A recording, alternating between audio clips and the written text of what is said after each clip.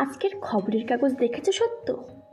খবরের কাগজে চোখ বোলাতে বোলাতে সোফাকাম বেডের শরীর এলিয়ে দেওয়া সত্যকামকে জিজ্ঞাসা করল অবিনাশ। না ভাই, ওসব তোমরা দেখো, আমার ওতে বিশেষ রুচি নেই।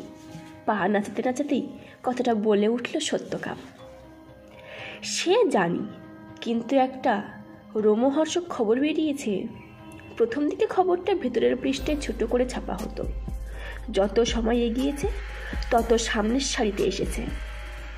আজ তো প্রথম পৃষ্ঠাতে একেবারে ব্রেকিং নিউজ। এটা তো তোমার চোখ এড়িয়ে যাওয়ার কথা নয়। সত্যিকামের দিকে সন্ধিয়ান চোখে তাকালো অবিনাশ। ও, তুমি কি শহরে একের পর এক যুবতী অন্তর্ধান আর তাদের রহস্যজনক মৃত্যু, এই খবরটির কথা বলতে চাইছো? বই থেকে চোখ না সরিয়ে জিজ্ঞাসা করলো সত্যকাম। খবরটা তোমার চোখ এড়ায়নি তাহলে? ঘটনা আরো অনেক দূর এগিয়েছে। আমি তো রোজ এই খবরের আপডেট আগে পড়ি। আজকের খবর আরো বেশি রোমহর্ষক। যে মেয়েটির দেহ পাওয়া গেছে তার শরীরে এখনো পর্যন্ত প্রাণ আছে। আশঙ্কাজনক অবস্থায় পুলিশ তাকে কোনো সরকারি হাসপাতালে ভর্তি করেছে। হাসপাতালের নামটা গোপন রাখা হয়েছে, হয়তো মেয়েটির নিরাপত্তার কথা ভেবে এই পদক্ষেপ। এক নিঃশ্বাসে কথাগুলো শেষ করলো অবিনাশ। আরে, চোখ থেকে নামাও তো বইটা। কালো জাদু সম্পর্কে জেনে আমার কি এমন উপকার হবে শুনি? যত সব বোগাস বই। অবিনাশের গলায় হালকা বিরক্তি ঝরে পড়ল। শুনছি তো, বলো না, ভাবলেশীন হয়ে বলে উঠল সত্যকাম। না, তুমি বই থেকে মুখ না তুললে আমি আর কিছুই বলবো না। এভাবে কিছু আলোচনা হয় নাকি? তোমাকে নিয়ে আর পারা গেল না। ব্যোমকেশের যুগে বাস করছো নাকি? এটা হলো ১বিংশ শতাব্দীর ইন্টারনেটের যুগ।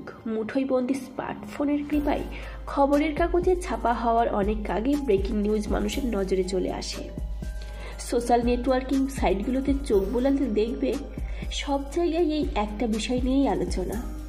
স্মার্ট হও, বুঝলে? জাগো গ্রাহক, জাগো। সত্যকামের কথা শেষ হতে না হতেই রিংটোনের শব্দ শোনা গেল। এবার বইটা বন্ধ করে পাশে রেখে মোবাইলে চোখ রাখল সত্যকাম। চেনা কোনো নাম্বার দেখে কলটা রিসিভ করে সে। হ্যালো। ও আচ্ছা, ঠিক আছে, আমরা এখনই রওনা হচ্ছি। কোন হসপিটাল বলবেন? ও ঠিক আছে। তড়াক করে সোফা থেকে লাফিয়ে উঠে অবিনাশকে কোনো কথা বলার সুযোগ না দিয়ে সত্যকাম হুকুম জারি করে, গেট রেডি, এখনই বেরোতে হবে, হারিও। কিন্তু কোথায়? অবিনাশ জিজ্ঞাসা করে। যেতে যেতে বলবো, তৈরি হয়ে নাও, মেক ইট ফাস্ট।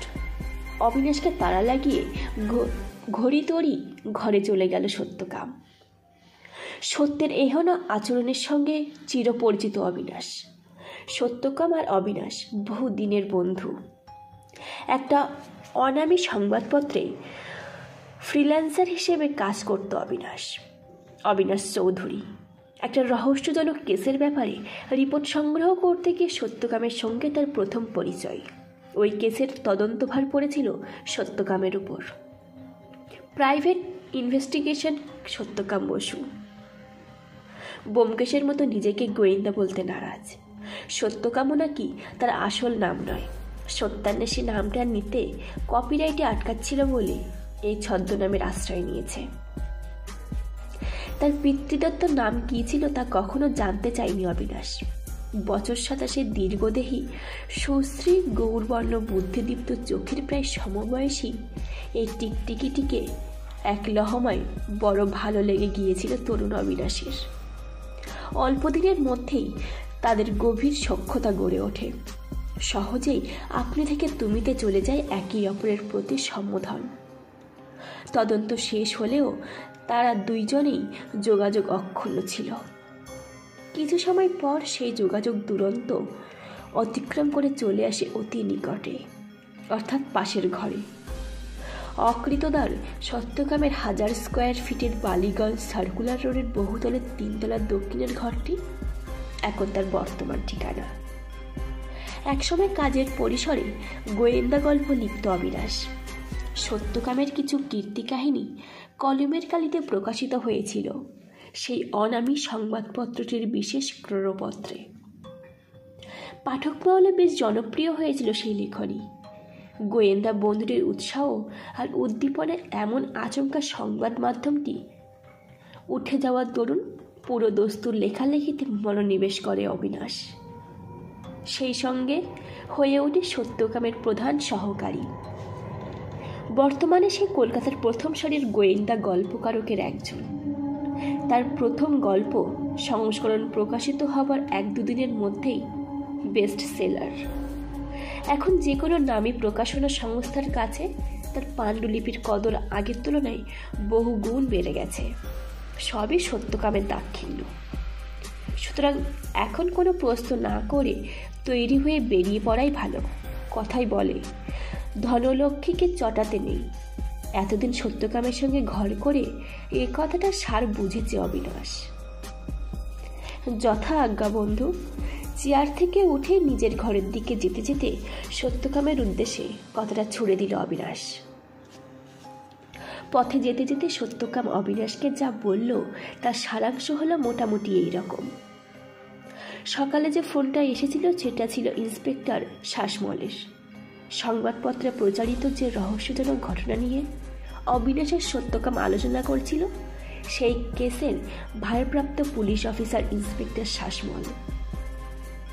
এই ইন্সপেক্টর শাসমল অন্য পুলিশ অফিসারদের মতো নন। এর আগেও সত্যকাম কয়েকটি কেসে তাকে সহায়তা করেছে বলে তার কাছ থেকে বেশ ফ্রেন্ডলি সাপোর্ট পাওয়া যায়। যে মেয়েটিকে অর্ধমৃত অবস্থায় পাওয়া গেছে সে যে হাসপাতালে ভর্তি সেখানে সত্যকামকে আসতে অনুরোধ করেছেন ইন্সপেক্টর। কথায় কথায় সত্যকামদের ট্যাক্সিটা হাসপাতালের গেটে এসে থামল। ইন্সপেক্টর গেটেই অপেক্ষা করছিলেন। সত্যকামকে ট্যাক্সি থেকে নামতে দেখে এগিয়ে এলেন মাঝবয়সী শাসমল। সত্যকামকে আড়ালে নিয়ে গিয়ে চাপা গলায় আলোচনা করতে থাকেন। অবিনাশ তড়িঘড়ি ট্যাক্সির ভাড়া মিটিয়ে দিয়ে ওদের দিকে এগিয়ে গেল। মেয়েটিকে আমরা মৃতপ্রায় অবস্থায় উদ্ধার করি বাইপাসের ধারে এক পরিত্যক্ত জঙ্গলের মধ্যে। স্থানীয় একটি ঝাড়ুদার রাস্তা ঝাড় দেওয়ার সময় প্রাকৃতিক ডাকে সাড়া দিতে গিয়ে মেয়েটিকে একটা রাবার সিটের উপর বিবস্ত্র অবস্থায় পড়ে থাকতে দেখে। রাবার সিটের উপর জল থই থই করছিল, অথচ কাল রাতে এক ফোঁটাও বৃষ্টি হয়নি। ইন্সপেক্টর শাসমলের কথায় বিস্ময় প্রকাশ পায়। মেয়েটির জ্ঞান ফিরেছে, কথা বলা যাবে? জিজ্ঞাসা করল সত্যকাম। তাহলে তো হয়েই যেত। মেয়েটা যে এত কিছুর পর বেঁচে আছে কি করে সেটাই তো বিস্ময়কর। মহিলা কনস্টেবল নারীর টিপে যখন বললেন সেটা তখনও থেমে যায়নি, ক্ষীণ গতিতে চলছে। আমাদের মনে একটা আশা জেগেছিল। আসলে একের পর এক অল্প বয়সী মেয়েদের অন্তর্ধান আর তাদের রহস্যজনক মৃত্যুর কোনো কিনারা এখনো পুলিশের গোয়েন্দা দপ্তর করে উঠতে পারেনি। মেয়েটির জবানবন্দি আমাদের তদন্তকে অনেক দূর এগিয়ে নিয়ে যেতে পারত, কিন্তু ডাক্তারদের কাছে নিয়ে আসতে তারা বললেন মেয়েটি বেঁচে আছে ঠিকই, কিন্তু বাঁচার আশা প্রায় নেই বললেই চলে। পুরো শরীর ঠান্ডায় জমে শক্ত হয়ে গেছে। নার্ভ সিস্টেম কাজ করছে না। ভেতরের অঙ্গ প্রত্যঙ্গ কাজ করছে কিনা দেখার জন্য কিছু মেডিকেল টেস্ট করা হয়েছে। রিপোর্ট আর কিছুক্ষণের মধ্যেই এসে পড়বে। মেয়েটি এখনও আইসিইউতে, কোমায় আচ্ছন্ন। এই মুহূর্তে আপনার সঙ্গে কথা বলতে পারবে না। এতদূর পর্যন্ত বলে থামল ইন্সপেক্টর শাসমল। তবু একবার দেখলে ভালো হতো। চক্ষুকর্ণের বিবাদভঞ্জন এই আর কি। আচ্ছা দেখছি ডাক্তারদের অনুমতি পাই কি না। এই বলে হাসপাতালের ভেতরে অবিনাশ আর সত্যকামকে অপেক্ষা করতে বলে চলে গেল। চলুন, অনেক কষ্টে রাজি করানো গেছে, কিন্তু 10-15 মিনিটের বেশি নয়। আর পেশেন্টকে কোনোভাবেই বিরক্ত করা চলবে না, এমনকি হাত পর্যন্ত ছোঁয়াতে বারণ। কিছুক্ষণ পর ফিরে এসে বললেন ইন্সপেক্টর শাসমল, আইসিইউতে গলা পর্যন্ত কম্বল ঢেকে শুয়ে আছে বছর 19-এর একটি মেয়ে। অতিশয় সুশ্রী, রীতিমতো সুন্দরী বলা চলে। বিবর্ণ মুখ, যেন রক্তহীন। মুখের অনেক জায়গায় কালশিটের দাগ, নিচের ঠোঁটটা ফুলে ঝুলে পড়েছে, তাতে রক্তের জমাট বেঁধেছে, কসবে ও শক্ত রক্ত শুকিয়ে আছে। অনেক কিছু সত্যকামের সঙ্গে ভিকটিমের মুখোমুখি হয়েছে অবিনাশ। মেয়েটিকে এই অবস্থায় দেখে একটা আশঙ্কা মনের মধ্যে উকি দিয়ে উঠল অবিনাশের। সব থেকে অবাক ব্যাপার, এই বয়সী একটা মেয়ের চুলগুলো অবিন্যস্তভাবে কাটা, কে যেন খামচে খামচে কেটেছে। মুখে অক্সিজেনের মাস্ক, হাতে সেলাইন, আরও নানা রকম কৃত্রিম যন্ত্র দিয়ে চালানো আছে মেয়েটির শ্বাস প্রশ্বাস। ডক্টর কি বললেন? কতদিনে রোগী কোমা থেকে বেরিয়ে আসবে? মেয়েটির দিকে দৃষ্টি নিক্ষেপ করেই কথাগুলি বলল সত্যকাম। ডক্টর সঠিক করে কিছু বলতে পারছেন না। আমার যতদূর অভিজ্ঞতা তার উপর ভিত্তি করে বলতে পারি, এসব কেছে একথা বলা খুব শক্ত। 1 সেকেন্ডও লাগতে পারে, 1 মাসও লাগতে পারে, আবার 1 বছরও লাগতে পারে। এমনও হতে পারে জ্ঞানই ফিরল না। পুরোটাই সময়ের উপর নির্ভর করছে। ঠিক আছে, চলুন বাইরে গিয়ে কথা হবে। ঘর থেকে বেরিয়ে গেল সত্যকাম। টেস্টের রিপোর্ট এসে গেছে। ইন্সপেক্টরকে জিজ্ঞাসা করল সত্যকাম। এতক্ষণে নিশ্চয় এসে গেছে, আমি ডক্টরকে জিজ্ঞাসা করছি। এ কথা বলে মোবাইল ফোন নাম্বার ডায়াল করতে শুরু করলেন ইন্সপেক্টর। তাকে থামিয়ে দিয়ে সত্যকাম বলল, আপনি আপনার সময় মতো ডক্টরের সঙ্গে কথা বলে নেবেন। আমরা এখন আসছি। এই মেয়েটির মেডিকেল রিপোর্ট আর বাকি মেয়েদের পোস্টমর্টেম রিপোর্ট, কেস ফাইল সব আমার মেল আইডিতে পাঠিয়ে দেবেন। আর সন্ধ্যায় আমার ফ্ল্যাটে আসুন, বিশেষ আলোচনা আছে। সব কথা ফোনে হয় না। ভালো কথা, মেয়েটির পরিচয় কিছু জানতে পেরেছেন? মিসিং ডায়েরি থেকে মেয়েটির পরিচয় পাওয়া গেছে। বেশ সচ্ছল পরিবারের মেয়ে, আশুতোষ কলেজে ফার্স্ট ইয়ারের ছাত্রী। নাম শ্রীতমা মজুমদার। ওর পরিবারকে খবর দেওয়া হয়েছে। কাল ওর বাবা এসেছিলেন। বিকেল 5টায় ভিজিটিং আওয়ার শুরু হবে, তখন আসবেন। এই কথাগুলি বললেন ইন্সপেক্টর শাসমল। রাস্তায় যেতে যেতে ভীষণ গম্ভীর হয়ে থাকলো সত্যকাম। সত্যকামের এই আচরণের সঙ্গে খুব ভীষণভাবে পরিচিত অবিনাশ। এর অর্থ ও কেসটা নিয়ে গভীর মনোযোগ দিয়ে কিছু ভাবছে। বাড়ি পৌঁছতে পৌঁছতে দুপুর গড়িয়ে প্রায় বিকেল। দিনুর অসন্তোষের মুখে পড়ল ওরা দুজন। এই শুরু হলো তোমাদের অনিয়ম। এবার একটা কথা পরিষ্কার তোমাদের জানিয়ে দিচ্ছি, আমি আর তোমাদের খাবার আগলে বসে থাকতে পারবো না। এবার হয় তোমাদের একজন বিয়ে করে ঘরে বউ আনবে, নয়তো আমি গ্রামে চলে যাব। গজ করতে থাকে দিনু। তুই গ্রামে চলে গেলে আমাদের বিয়েটাই তো হবে না। তোকেই তো দায়িত্ব নিয়ে আমাদের বিয়েটা দিতে হবে। তুই এক কাজ কর, আজ থেকেই পাত্রী দেখতে শুরু করে দে। এই বলে হাসতে হাসতে স্নানঘরে ঢুকে গেল সত্যকাম।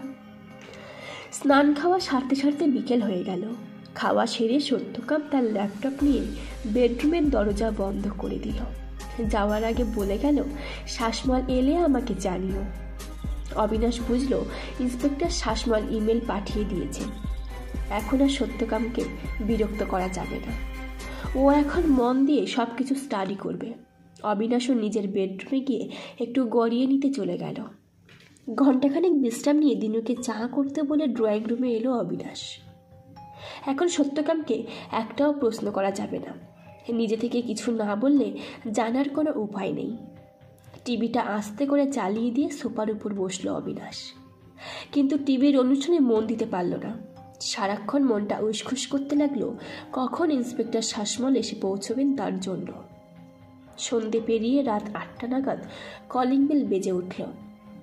শাসমল সিভিল ড্রেসে এসেছেন। তাকে বসতে বলে সত্যকামকে ডাকতে চলে গেল অবিনাশ। সত্যকাম শাসমলের মুখোমুখি বসল। দিনুকে 3 কাপ চায়ের অর্ডার দিয়ে ওদের সঙ্গে যোগ দিল অবিনাশও। বিকেলে সোনাগাছি এলাকায় রেড করতে গিয়েছিলাম, সেই কারণে এখানে আসতে রাত হয়ে গেল। Very very sorry. নিজের বিলম্বের জন্য ক্ষমা চাইলেন। এখনো পর্যন্ত যতগুলো ঘটনা ঘটেছে সেইগুলো সবই প্রায় খুঁটিয়ে রেখেছি। মেয়েগুলোর মধ্যে প্রচুর মিল। এরা প্রত্যেকে সচ্ছল পরিবার থেকে এসেছে, প্রত্যেকে সুন্দরী, বয়সও মোটামুটি 19 থেকে 21-এর মধ্যে। অন্তর্ধান থেকে রহস্যজনকভাবে মৃত্যু। দেহ পাওয়া যায় কোনো পরিত্যক্ত স্থানে, রাবার সিটের উপর, যা কিনা জলে ভর্তি। আবার প্রত্যেকের ঠান্ডায় কোলাপস করে মৃত্যু হয়েছে। পোস্টমর্টেম রিপোর্টে একটা কথা স্পষ্ট, মেয়েগুলোর উপর শুধুমাত্র শারীরিক অত্যাচার চালানো হয়েছে এমন নয়, তাদের শ্লীলতাহানিও করা হয়েছে। এই মেয়েটির ক্ষেত্রেও একই ঘটনা ঘটেছে। সব থেকে অবাক ব্যাপার হলো প্রত্যেকটা মেয়েরই চুল খামচে খামচে কাটা হয়েছে।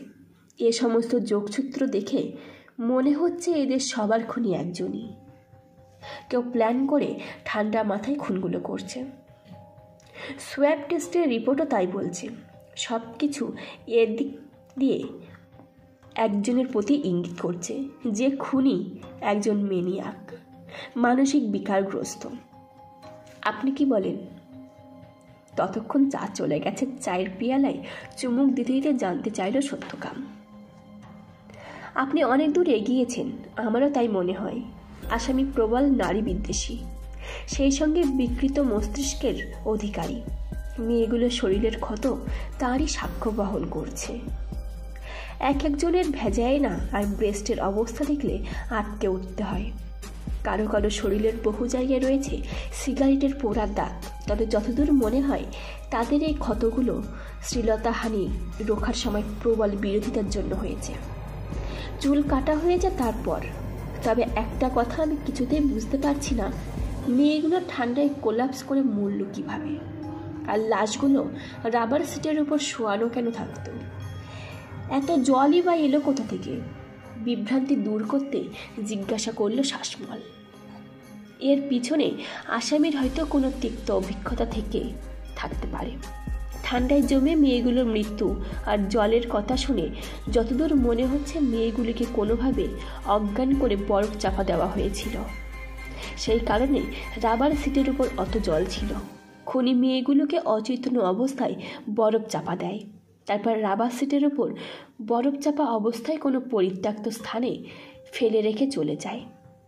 যদি এখন শীতকাল, বরফ গলতে সময় লাগে, তবু খোলা জায়গায় বরফ গলে এক সময় তো জল হবেই। কথাগুলি বলে উঠল সত্যকাম। কিন্তু তার জন্য তো বরফের চায়ের প্রয়োজন। বরফ কল ছাড়া অন্য কোথাও পাওয়া যাবে না। ইন্সপেক্টর শাসমল বলে উঠল কথাটা। আসামি হয়তো বরফ কল থেকেই জোগাড় করে, অথবা সেখানে কাজ করে। শহরে অনেক বরফ কল আছে। একে সেখানে খুঁজতে যাওয়া মানে খড়ের গাদায় সুচ খোঁজার মতো। কিন্তু এর লোক তো যথেষ্ট শিক্ষিত। মেয়েগুলোকে খুনের পর তাদের মোবাইল থেকে সমস্ত তথ্য ডিলিট করে দিয়েছে। সিম কার্ড, এসডি কার্ড পর্যন্ত নষ্ট করে দিয়ে অকেজো ফোনটাকে লাশের পাশে ফেলে রেখে গেছে।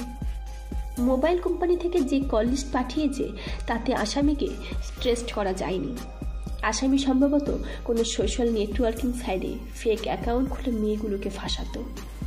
ফেসবুকের পাসওয়ার্ড হ্যাক করে সামান্য কিছু তথ্য পাওয়া গেছে। কারণ কাজ শেষ করে আসামি ফেক অ্যাকাউন্টগুলো ডিলিট করে দিয়েছে। মেসেঞ্জারে অর্ধেক কথোপকথন মুছে গেছে। এই দুই একটা মেসেজের লেখার ধরন দেখে বোঝা যায় মেয়েগুলো কার সঙ্গে প্রণয়ে জড়িয়ে পড়েছিল। ওহো, কী সব প্রোফাইলের নাম! স্বপ্নের ফেরিওয়ালা, দিগন্ত রেখা, গোধূলির আলো, আর একটা তো ডিপি নেই। ধুর! শাসমলের গলায় কটাক্ষ। এর অর্থ মেয়েগুলো নিজে থেকেই আসামির পাতা ফাঁদে পা দিয়েছিল। প্রেমের কি নিষ্ঠুর পরিণতি! বলতে বলতে গোলফ্লেকের প্যাকেট খুলে ধরল ইন্সপেক্টর শাসমলের সামনে। যা বলেছেন, এখন ইন্টারনেটের যুগে ছেলে মেয়েদের সব অনলাইন প্রেম। চেনা নেই, জানা নেই, মন দেওয়া নেওয়া চলছে যত সব। আমার মেয়েটারও ভীষণ মোবাইল অ্যাডিকশান। কী যে হবে! আজকাল তো শুনছি হাজার রকমের অ্যাপ বেরিয়েছে। অনলাইন ফ্রেন্ডশিপ করো, ডেটিং করো, বিনা রেজিস্ট্রেশন ফেক নাম্বার দিয়ে কল করো। মাঝে মাঝে মনে হয় আমরা এগোচ্ছি না পেঁচাচ্ছি। তাই বলছিলাম, এসব লোক কি আর কারখানায় কাজ করে নিজের প্রতিভা বিসর্জন দেবে? ক্ষোভে প্রকাশ করতে গোলফ্লেকের প্যাকেট থেকে একটা সিগারেট তুলে দিলেন ইন্সপেক্টর শাসমল। গা ঢাকা দেওয়ার জন্য সাধারণের ভিড়ে মিশে যাওয়া সহজ। অধিকাংশ দুষ্কৃতী তাই করে থাকে। গোলফ্লেকে আগুন দিতেই বলল সত্যকাম। আচ্ছা, তুমি বলছিলে সোশ্যাল নেটওয়ার্কিং সাইটে এই ঘটনা নিয়ে তোলপাড় চলছে, তাহলে কয়েকটি খুনের পর বাকি মেয়েগুলো সচেতন হয়ে গেল না কেন? আজকের ইয়াং জেনারেশন তো নেট সার্ফিং করতে ওস্তাদ, প্রশ্ন করল অবিনাশ। ভালোবাসা অন্ধ বন্ধু, এরা তো 19-20 বছরের মেয়ে, অপরিণত মস্তিষ্ক। এরা মাথা দিয়ে নয়, হৃদয় দিয়ে সবকিছু বিচার করে। তাছাড়া এই বিষয়টা নিয়ে রিসেন্টলি সোশ্যাল নেটওয়ার্কিং সাইটে হইচই হচ্ছে। খুব ভালো করে লক্ষ্য করলে দেখবে খুনগুলোর মধ্যে মাত্র 15 দিনের পার্থক্য। এর অর্থ আসামি একসাথে অনেককেই নিজের ফাঁদে ফেলেছে। এবার একটা একটা করে খেলিয়ে পারে তুলবে। গোলফ্লেকের রিং ছাড়তেই বলল সত্যকাম। বুঝলাম, আর চুল কাটার বিষয়টা, সেটা নিয়ে কি বলবে? আমার অনুমান এর পিছনে আসামির কিছু অভিসন্ধি আছে। চুল নিয়ে কালো জাদু অর্থাৎ ব্ল্যাক ম্যাজিকের কথা পড়েছি। আসামি হয়তো সেই বিদ্যা জানেন, তাই চুলগুলো কেটে রেখেছে। ইনি যে সম্মোহনী বিদ্যাতেও পারদর্শী তা তো আর বলার অপেক্ষা রাখে না। পোড়া সিগারেটটা অ্যাস্ট্রেটে গুজে দিতেই কথাটা বলে উঠল সত্যকাম। কিছুক্ষণ পর দিনু ঘরে এসে ঢুকল। এমনিতে সে পুলিশ বা অপরিচিত লোকের সামনে কথা বলে না, কিন্তু আজ হঠাৎ কি মনে করে কিছু কথা বলে উঠল। আমি অনেকক্ষণ এসেছি, দরজার বাইরে দাঁড়িয়ে তোমাদের সব কথা শুনেছি। আমার কুলতুলি গ্রামেও এরকম একটা ঘটনা ঘটেছিল দাদাবাবু। ছেলেটির মাথা মুড়িয়ে ঘোল ঢেলে গ্রাম থেকে বের করে দেওয়া হয়। তারপর আর কোনো খবর পাওয়া যায়নি। চায়ের কাপ তুলতেই বলল দিনু। তার কথাগুলো শোনা মাত্র তিনজনেই ওর দিকে কৌতূহলী হয়ে তাকিয়ে রইল। কতটা শোনা স্তক, তিনজনের মধ্যেই এক চরম উত্তেজনা কাজ করতে থাকে। সেই সঙ্গে ভিড় করে আসে হাজারটা প্রশ্ন। কিন্তু কী কারণে ছেলেটির মাথা মুড়িয়ে ঘোল ঢালা হয়েছিল সব কিছু বলো আমাদের জানাটা খুব দরকার। তখন আমি অনেক ছোট, ঠিক মনে নেই। পরে গ্রামের বয়োজ্যেষ্ঠদের মুখে শুনেছি ছেলেটির বাবা অকালে মারা যায়। তারপর পেটের দায়ে বিপথে চলে যায় ছেলেটির যুবতী সুন্দরী মা, ব্যভিচারিণী হয়ে ওঠে। গ্রামের লোক ব্যাপারটাকে ভালো চোখে দেখত না। গ্রাম থেকে বিতাড়িত করার হুমকি দিলে রাতের অন্ধকারে ছেলেকে ফেলে পালিয়ে যায়। গ্রামের লোকের সব রাগ গিয়ে পড়ে বাচ্চা ছেলেটির ওপর। গ্রামের লোকেরা, বিশেষ করে মেয়েরা, ছেলেটিকে মারধর করে মাথা কামিয়ে খোল ঢেলে গ্রামের বাইরে বের করে দেয়। এক নিঃশ্বাসেই কথাগুলো শেষ করল দিনু। ইন্সপেক্টর শাসমল জিজ্ঞাসা করল, আচ্ছা দিনু, ছেলেটির তখন বয়স কত? কত আর ওই 7 কি 8। দেখতে বড় সুন্দর ছিল গো, মায়ের মতোই সুন্দর। যদি বেঁচে থাকে তাহলে এতদিনে জোয়ান হয়ে গেছে। কি নাম ছিল ছেলেটির? আগে রতন দাস। আচ্ছা, তুমি এখন এসো, পরে দরকার হলে তোমাকে ডেকে নেব। অনেক ধন্যবাদ তোমাকে আমাদের নিজে থেকে এত কিছু বলার জন্য। ইন্সপেক্টর শাসমল ধন্যবাদ জানিয়ে দিনুকে চলে যেতে বলল। দিনু চলে যেতেই ইন্সপেক্টর শাসমল সত্যকামকে জিজ্ঞাসা করলেন, আপনার কি মনে হয় এই ছেলেটাই কি বর্তমানে আমাদের আসামি? হলে আশ্চর্য হব না। ছেলেবেলায় মায়ের ব্যভিচার আর কুলতুলি গ্রামের মহিলাদের দ্বারা নিপীড়ন বাচ্চা ছেলেটির শিশু মনে গভীর ক্ষতচিহ্ন রেখে যায়। ভবিষ্যতে নারী বিদ্বেষী হয়ে ওঠা অস্বাভাবিক কিছু নয়। তবে দিনুর কাছ থেকে পাওয়া এই সামান্য ইনফরমেশন থেকে আমরা কখনোই নিশ্চিন্ত হতে পারি না সেদিনের কুলতুলি গ্রামে রতনই আমাদের আজকের আসামি। এই বিকৃত মস্তিষ্কের মানুষের উদাহরণ হাজার হাজার আছে। একজন রতনকে দিয়ে তার বিচার করা যায় না। কথাটা বলে উঠল সত্যকাম। 10টা বাজে, আজ উঠি। অনেক প্রশ্নের উত্তর পাচ্ছিলাম না, এতক্ষণে সব পরিষ্কার হলো। আপনার তথ্য আমার তদন্তকে এগিয়ে নিয়ে যেতে সাহায্য করবে, এই বলে সোফা থেকে উঠে পড়লেন ইন্সপেক্টর শাসমল। ভালো কথা, আমি শ্রীতমার বাড়ি গিয়ে ওর পরিবারের সদস্যদের সঙ্গে সরাসরি কথা বলতে চাই। ওর বাবার কন্ট্যাক্ট নাম্বারটা যদি দেন। নিশ্চয়ই নিশ্চয়ই, আমি আপনাকে টেক্সট করে দিচ্ছি, আপনি সেভ করে নিন। মোবাইল ফোন বার করে নাম্বারটা তৎক্ষণাৎ টেক্সট করে দিলেন ইন্সপেক্টর শাসমল। শাসমল চলে যাওয়ার পর শ্রীতমার বাবাকে ফোন করে অ্যাপয়েন্টমেন্ট চেয়ে নিল সত্যকাম। তিনি আগামীকাল সকাল 10টা নাগাদ সত্যকামকে যেতে বলে ঠিকানাটা টেক্সট করে দিলেন। পরের দিন সকাল সকাল একটা ট্যাক্সি ধরে রওনা দিল দুজনে।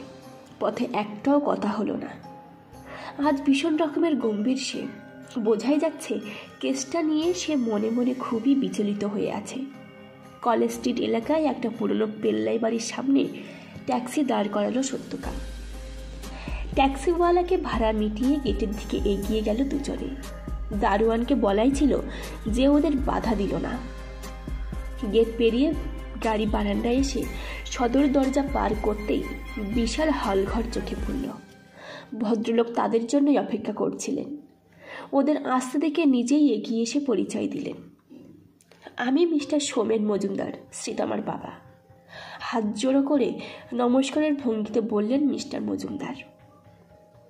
আপনি নিশ্চয়ই গোয়েন্দা Satyakam, private investigator Satyakam Basu. Mister মজুমদারকে কথাটা শেষ করতে না করতেই পাল্টা হাত জোড়ো করে বললে সত্যকাম।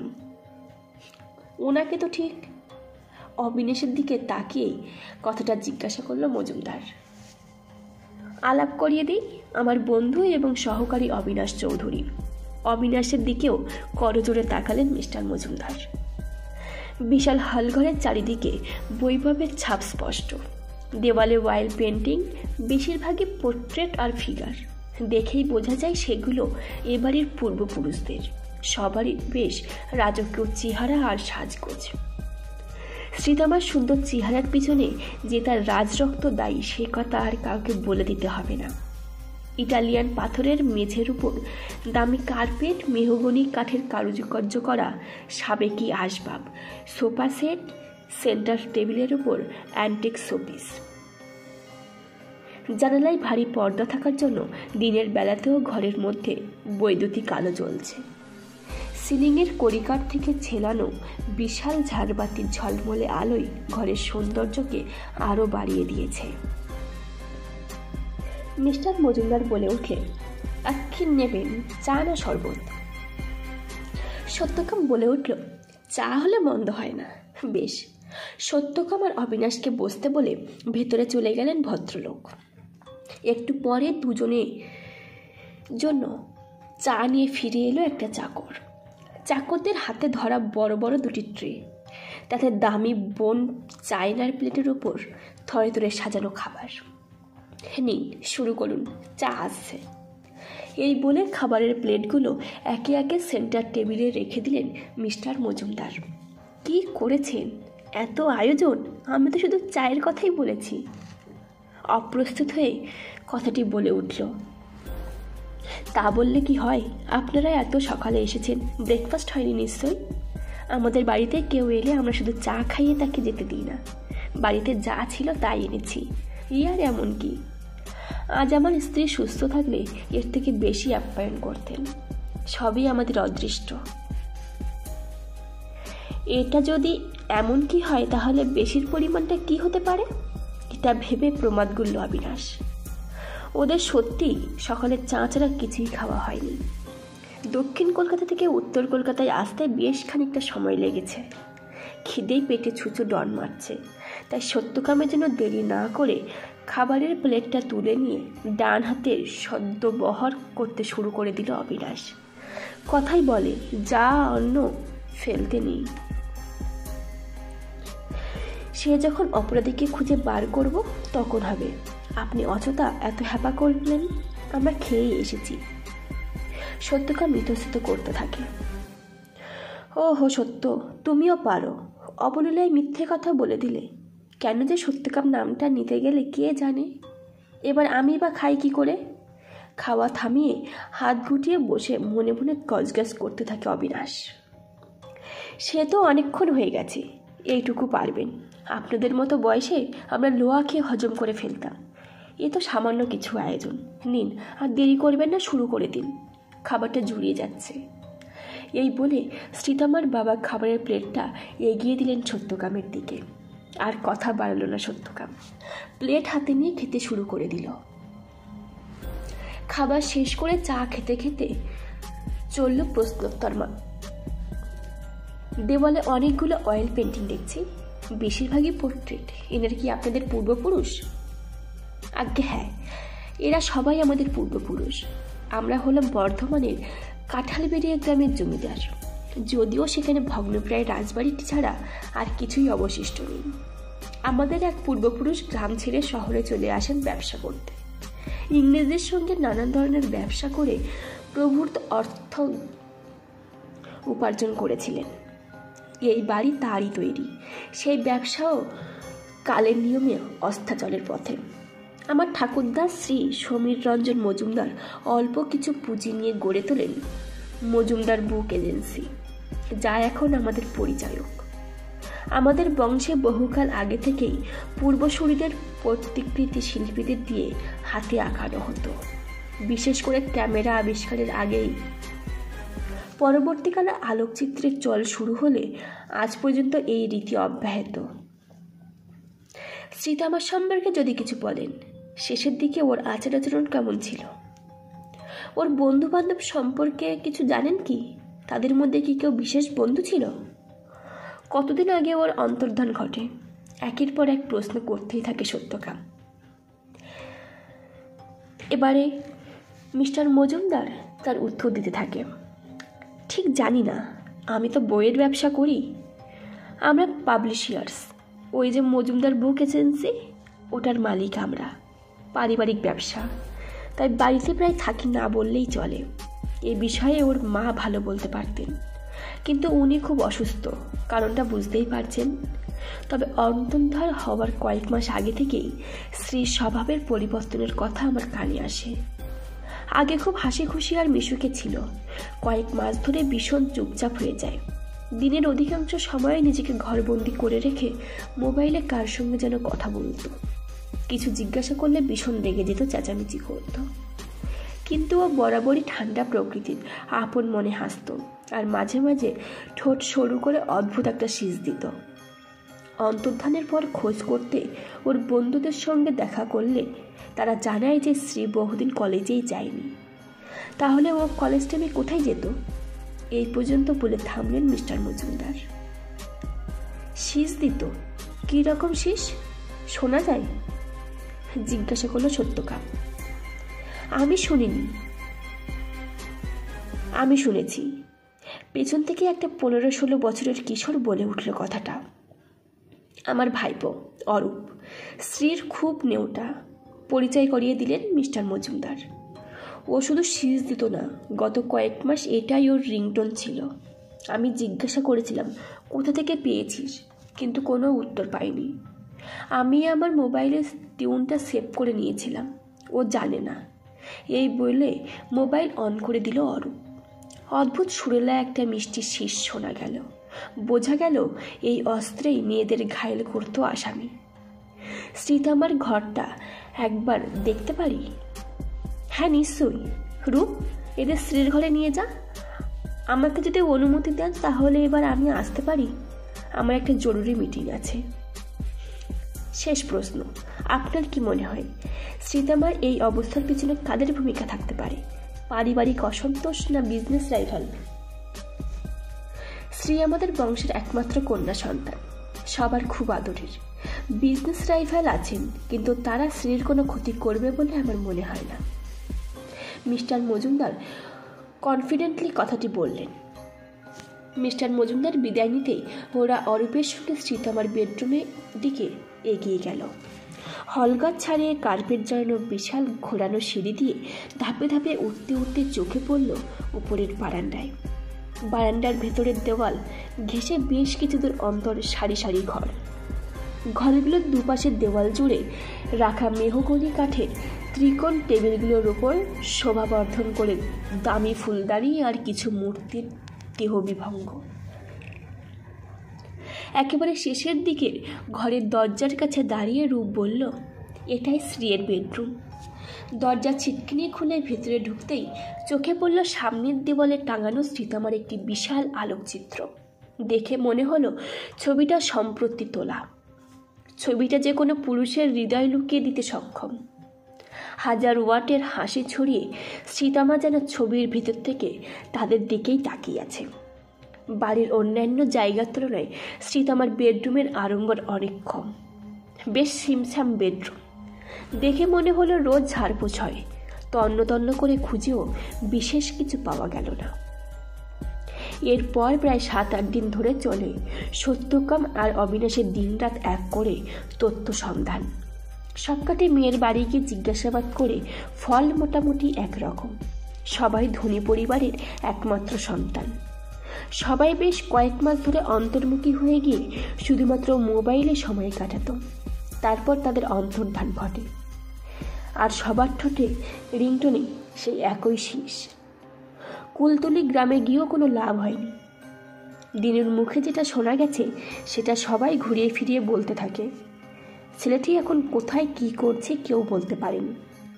আইস ফ্যাক্টরিগুলোতে খোঁজ খবর করেও কোনো কিছু করতে পারেনি ইন্সপেক্টর শাসমল। শ্রীতমাও এতদিনে কোমা থেকে বেরোতে পারেনি। গোদের উপর বিস্ফোরণের মতো ইতিমধ্যে আরও একটি খুন হয়ে গেছে। এবারের খুনের ধরনটা একটু আলাদা। পুরনো গ্যারেজের সিলিং থেকে ঝুলতে দেখা যায় একটা নগ্ন মেয়ের দেহ।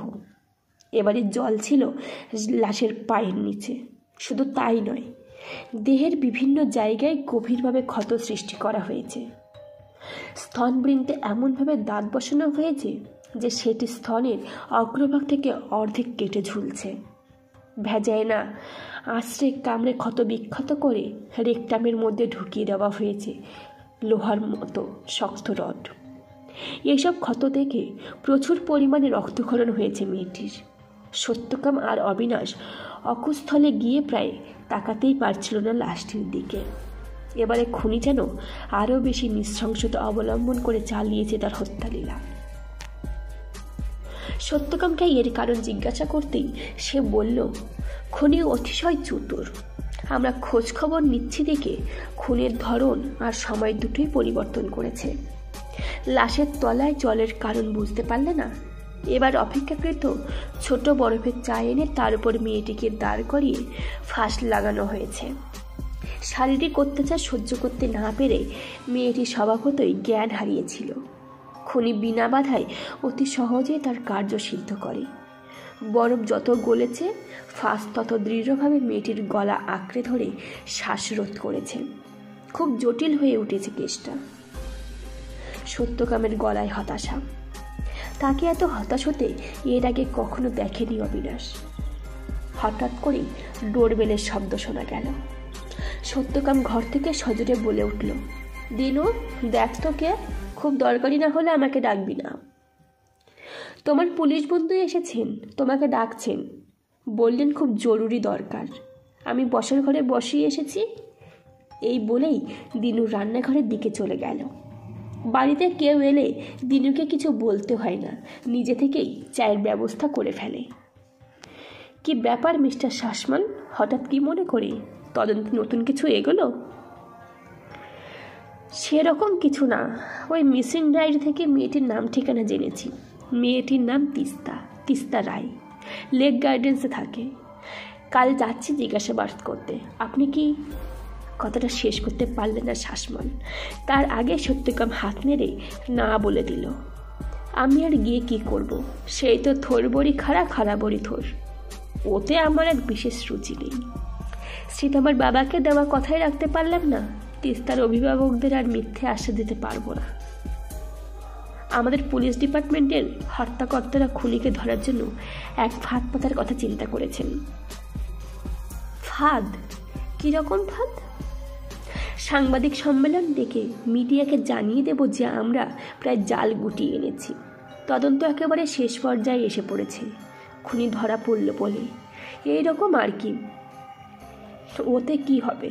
আপনারা কি ভাবছেন খুনি ভয় পেয়ে বোকামি করে বসবে আর আপনারা বিনা বাধায় তাকে ধরে ফেলবেন? সে ঘুরে বালি। খুনি অতিশয় চতুর। ও ঠিক বুঝে যাবে ওকে ধরার জন্য এরকম মিথ্যে খবর রটানো হচ্ছে। তাচ্ছিল্যের স্বরে কথাগুলি বলে উঠল সত্যকাম।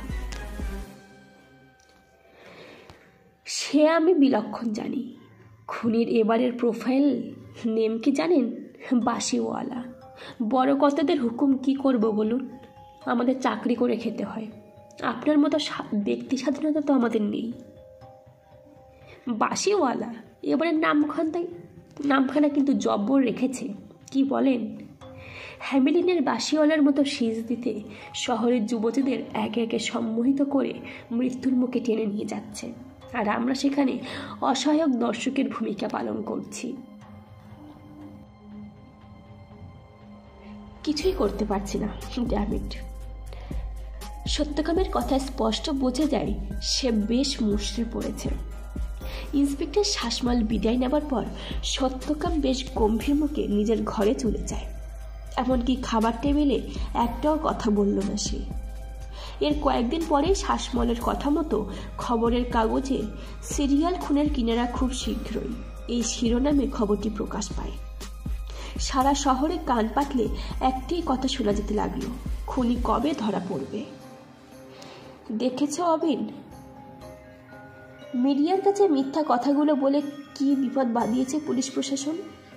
নে এবার ঠেলা সামলা, খুনিকে আদৌ কোনোদিন ধরতে পারবে বলে তো মনে হয় না। উপরন্তু সত্যকামের কথা শেষ হওয়ার আগেই মুঠোফোনটা শব্দ করে বেজে উঠল। অন্য সময় হলে সত্য এসব অচেনা নাম্বার ধরে না, আজ কি জানি কি মনে করেই ফোনটা ধরে ফেলল।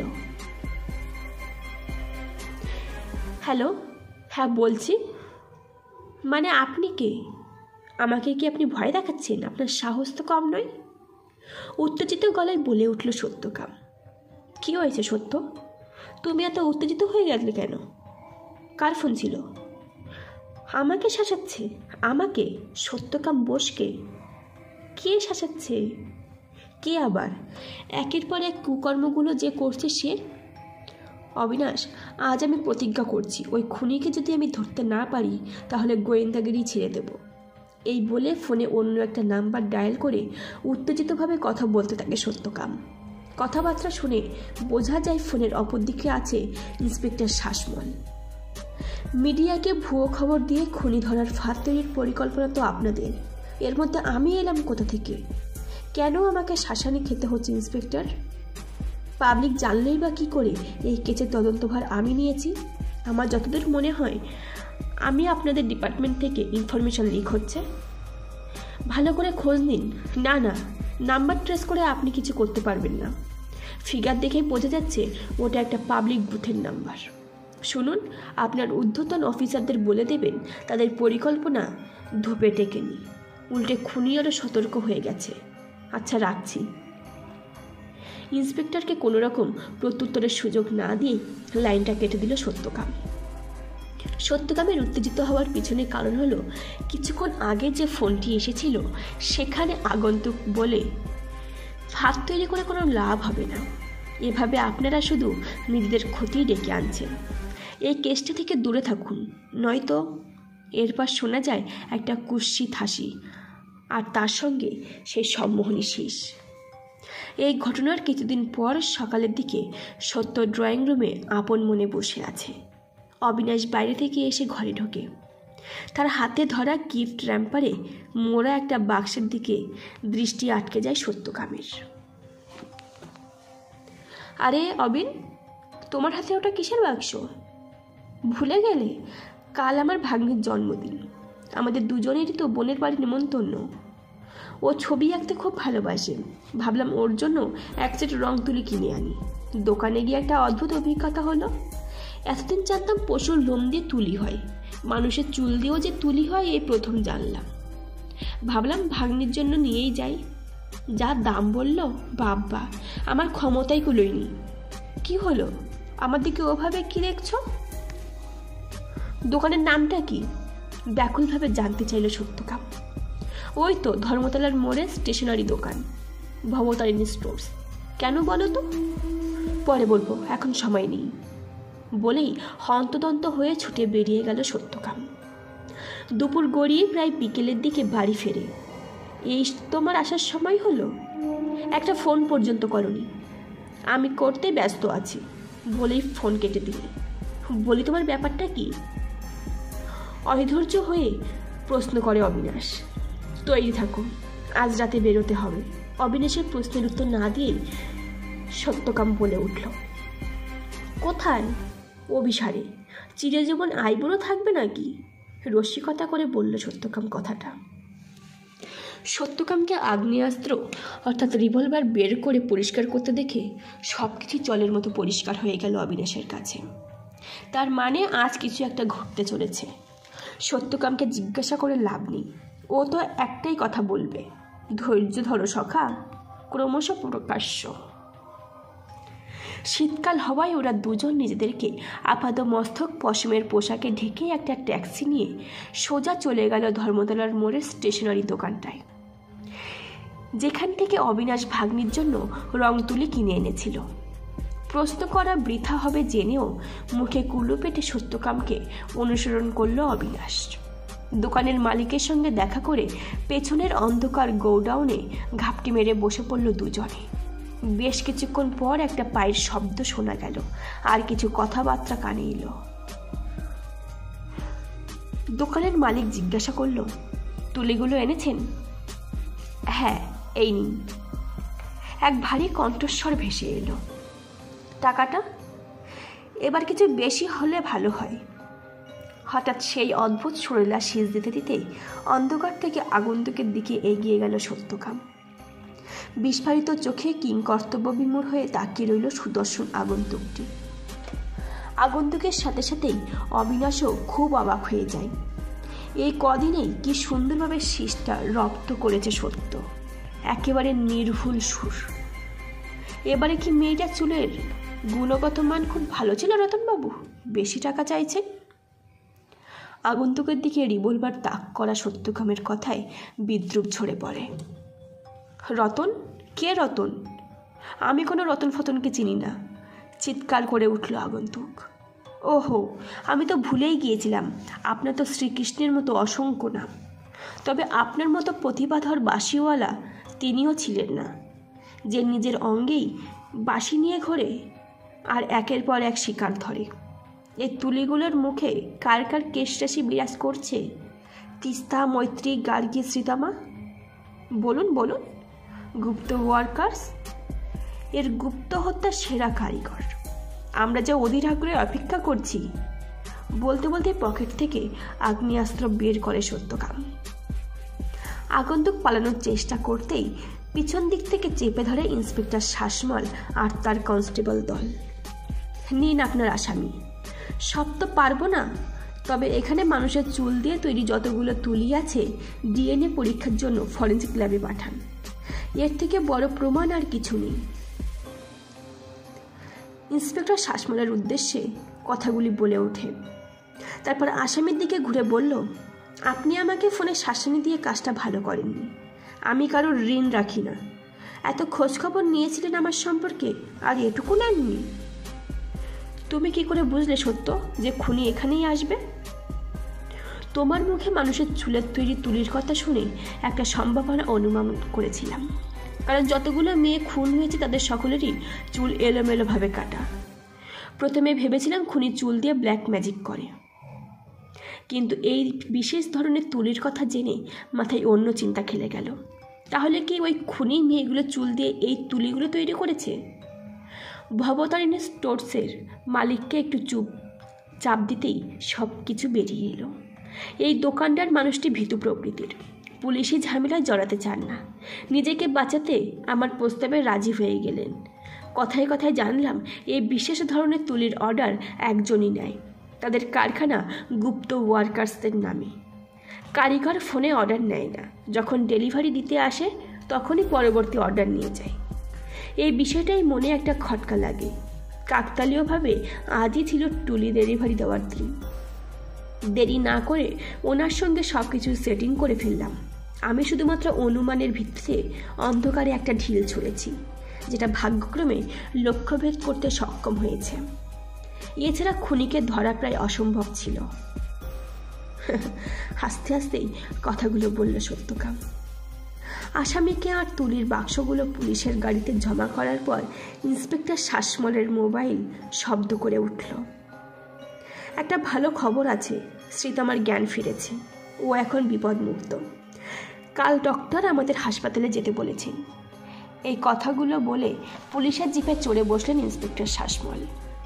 পুলিশ শ্রীতমার জবাববন্দির উপর ভিত্তি করে পৌঁছায় সেই অকুল স্থলে যেখানে হত্যালীলা চালানো হয়েছিল। সেখানে তল্লাশি চালাতে গিয়ে বেরিয়ে আসে অনেক চমকপ্রদ তথ্য। ঘরের ভেতরে ইতিউতি ছড়িয়ে ছিটিয়ে আছে মেয়েদের অন্তর্বাস আর গোছা গোছা চুলের রাশি। সেখানে এক কোনায় বসে আপন মনে তুলি তৈরি করছে এক যুবক। দেখেই বোঝা যায় ছেলেটি অপ্রকৃতিহস্ত। পুলিশ ফোর্স যে ঘরে ঢুকেছে সেদিকে তার ভ্রুক্ষেপই নেই। নাম জিজ্ঞাসা করতে জানা যায় লোকটির নাম রতন। কুলতুলি গ্রামের প্রসঙ্গ তুলতেই উত্তেজিত হয়ে ওঠে সে। তাকে জবরদস্তি বন্দি করে পুলিশের গাড়িতে তোলা হয়। বিকারগ্রস্ত হওয়ায় পুলিশ তাকে সরকারি মানসিক হাসপাতালে পাঠিয়ে দেয়। পুলিশি জেরার মুখে প্রথমে অবিচল থাকলেও শেষ পর্যন্ত সব কিছু নিজ মুখে স্বীকার করে আসামি। আসামির নাম হাবুল। এই হাবুল আর রতন মিলিত হয়েছিল বাঁকুড়ায় শিমুলপোতা গ্রামে আশ্রয় নামক এক অনাথ আশ্রমে। হাবুলেরা শৈশব কেটেছে সৎ মায়ের অত্যাচারে। অত্যাচার মাত্রা অতিক্রম করলে অসহনীয় হয়ে একদিন সে তার বাড়ি থেকে পালিয়ে যায়। ভবঘুরের মতো রাস্তায় রাস্তায় ঘুরে সবশেষে এসে পৌঁছায় ওই অনাথ আশ্রমে। আশ্রমে আগে থেকেই উপস্থিত ছিল রতন। দুজন দুর্ভাগ্যের মিল তাদেরকে কাছাকাছি নিয়ে আসে। ওই আশ্রমের কেয়ারটেকার ছিলেন একজন মহিলা। অনাথ আশ্রম চালানোর নাম করে সেচু পাচার করত। ব্যাপারটা বুঝতে পেরে একদিন রাতে নিজেদের বাঁচাতে আশ্রম থেকে পালিয়ে যায় রতন আর হাবুল। কখনো চায়ের দোকান, কখনো কারখানায় সেচু শ্রমিক হিসেবে কাজ করতে করতে শৈশব আর কিশোর পার হয়ে যৌবনে পদার্পণ করে তারা। প্রথম যৌবনে তারা যে বস্তি এলাকায় থাকতো সেখানে একটি মেয়ের সঙ্গে দুজনেই প্রণয়ে লিপ্ত পড়ে। মেয়েটির নাম টগরি। এই টগরি ছিল চরিত্রহীনা, লোভী প্রকৃতির। দুজনকেই নাচাতে থাকে আর দুজনের কাছ থেকেই এটা ওটা উপহার আদায় করতে থাকে। মেয়েটিকে নিয়ে দুজনের মধ্যে বন্ধুত্বের সম্পর্কের তিক্ততা তৈরি হতে শুরু করে। একদিন হাবুল টগরিকে রতনের সঙ্গে ঘনিষ্ঠ অবস্থায় দেখে ফেলে। সেই সঙ্গে শুনে ফেলে টগরি আর রতনের কথোপকথন। হাবুল বুঝতে পেরে যায় টগরি আসলে ব্যভিচারিণ। একসঙ্গে দুইজনকে নিয়ে আদিম খেলায় মেনেছে। তার জন্যই তাদের দুজনের বন্ধুত্বে ফাটল দেখা দিয়েছে। এসব কথা ভেবে মাথায় আগুন জ্বলে ওঠে তার। সামনে পড়ে থাকা একটা থান ইট দিয়ে রতনের সামনেই থেতলে দেয় টগরির মাথা। সম্ভবত সেটিই তার প্রথম খুন। ঘটনার আকস্মিকতায় প্রচণ্ড মানসিক আঘাত পেয়েছিল রতন। এর ফলে খানিকটা অপ্রকৃতিহস্ত হয়ে পড়ে রতন। এর কিছুর পরেও হাবুল কিন্তু তার বন্ধুকে ছেড়ে যায়নি। বন্ধুকে নিয়েই গা ঢাকা দেয় সে। ততক্ষণে জীবনের নানান তিক্ত অভিজ্ঞতায় তার ভেতরে তৈরি হয়েছে তীব্র নারী বিদ্বেষ। পৃথিবীকে নারীমুক্ত করবে এই ব্রত নিয়ে নিজেকে তিলে তিলে তৈরি করতে থাকে। তারপর শুরু হয় তার একের পর এক শিখাল ধরার পালা। বেশ কিছুদিন ধরে নাম ভারিয়ে একটা বরফ কলের ডেলিভারি ম্যান হিসেবে কাজ করছিল। সুতরাং সেখান থেকে দুই একটা বরফের চায় সরিয়ে রাখা তার পক্ষে অসম্ভব ছিল না। মেয়েগুলোকে নিজের ডেরায় নিয়ে গিয়ে ধর্ষণ করার পর অচেতন অবস্থায় কোনো নির্জন জায়গায় বরফ চাপা দিয়ে খুন করত। এক্ষেত্রে রতন তাকে সহযোগিতা করত। ডেলিভারি দেওয়ার গাড়িটিকেও এই হত্যাকাণ্ডে ব্যবহার করেছিল হাবুল। সম্বয়নে শীর্ষে রপ্ত করেছিল এক বেদের দলের সাপুরের কাছ থেকে। এই বেদের দল কলকাতায় আসত নানা রকম খেলা দেখাতে। চায়ের দোকানে কাজ করতে করতে তাদের সঙ্গে পরিচয় হয়েছিল হাবুলের। তুলি বানানোর কাজ তারা শিখেছিল একটা রং তুলির কারখানা থেকে। তবে চুল দিয়ে তুলি বানানোর পদ্ধতি তাদের উর্বর মস্তিষ্ক প্রসূত। শ্রীতমার শনাক্তকরণ আর জবাববন্দিতে আসামি আদালত দোষী সাব্যস্ত হয়। এর সঙ্গে যোগ্যসঙ্গত দেয় তুলিগুলোর ডিএনএ পরীক্ষার ফল। বিচারে ফাঁসির রায় ঘোষণা হয় সিরিয়াল কিলার রতন ও হাবুলের বিরুদ্ধে। সাজা শোনার পর হাবুলের অট্টহাসিতে ফেটে পড়ে গোটা আদালত চত্বর। বিকেল থেকে আকাশের মুখ ভার। উষ্ণায়নের দরুন ঋতু পরিবর্তন ভালো করেই বোঝা যায় না আজকাল। না হলে বসন্তের শুরুতে মেঘলা আকাশ কারণ ভালো লাগে বলো? জানালার দিকে তাকিয়ে কথাগুলি অবিনাশের উদ্দেশ্যে বলল সত্যকাম। কি হলো সত্য? মনে হচ্ছে গোয়েন্দাকে আজ কবিতাই পেয়েছ। দিনও হাত পারে সত্যকাম। আগে চাই, এই চা বসাচ্ছিলাম। হন্তদন্ত হয়ে হাজির হয় দিনু। চা পরে করবি, জানি তাই দোকান থেকে। জানি, মাটন কবিরাজি তো। সত্যকামের কথা শেষ করার আগেই দিনু বলে উঠল, বাহ, ব্রাভো। ওয়ালেট থেকে টাকা বার করতে করতে খুশি হয়ে বলল সত্যকাম, গত কয়েকদিন ধরে দেখছি তুমি রোজ বিকালে বেরিয়ে যাও, তা আজ কি হলো, যাবে না? না, শ্রীতামার বাড়ি চলে গেছে, ওকে কাল হাসপাতাল থেকে রিলিজ করে দিয়েছে। যাই, অনেকদিন যন্ত্রণাটাকে নিয়ে বসা হয়নি। দিনু ফিরল ডেকো। অবিনাশকে কিছু বলার সুযোগ না দিয়েই বেডরুমে চলে গেল সত্যকাম। কিছুক্ষণ পর মাউথ অর্গানের শব্দ কানে এলো অবিনাশের। সত্যকাম বাজাচ্ছে একটা পুরনো সাদা কালো হিন্দি ছায়াছবির গান। অবিনাশের ঠোঁটের কোণে বাঁকা হাসির রেখা ফুটে উঠল।